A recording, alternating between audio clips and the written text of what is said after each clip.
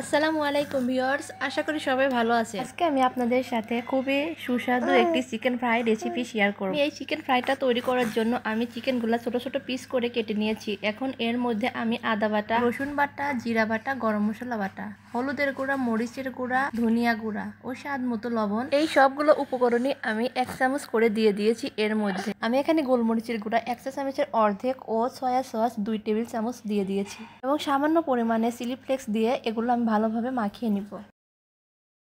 আমি এই পুরো মশলা দিয়ে চিকেনটাকে মাখিয়ে 1 ঘন্টা রেস্টে রেখে দিয়েছি। যদি আপনাদের হাতে সময় না থাকে তাহলে আপনারা রেস্টে না রেখে এটি তৈরি করতে পারেন।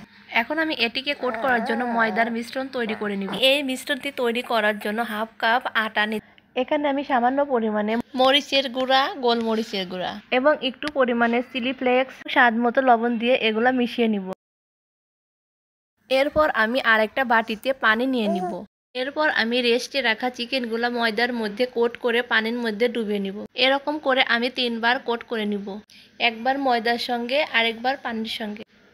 এইভাবেই কিন্তু আমি সবগুলা তৈরি করে নিব।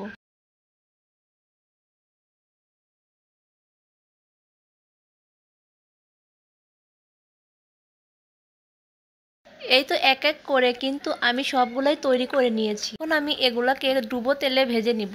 এরপর আমি চুলার মধ্যে একটি কড়াই বসিয়ে এর মধ্যে আমি পরিমাণ মতো তেল দিয়ে চিকেনগুলা দিয়ে ভেজে নিব। তো আমি চিকেনগুলা এপাট ওপাট উল্টিয়ে ব্রাউন কালার করে ভেজে নিব।